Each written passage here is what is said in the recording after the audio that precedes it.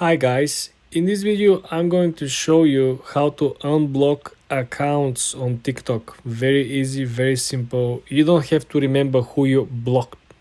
The way I'm gonna show you, it's simply mind-blowing. Let's dive in.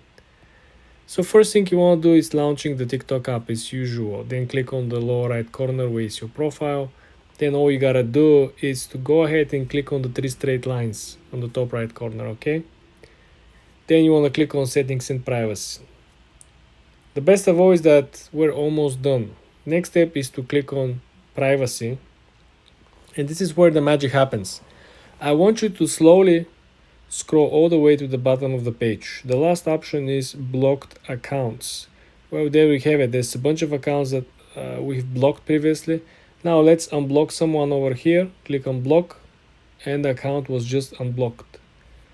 This is how simple it is actually to block again and unblock people, just finding this list with blocked accounts.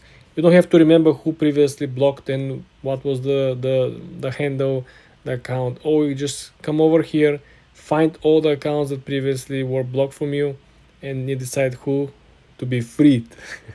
For more tips and tricks like this, guys, subscribe and follow for more.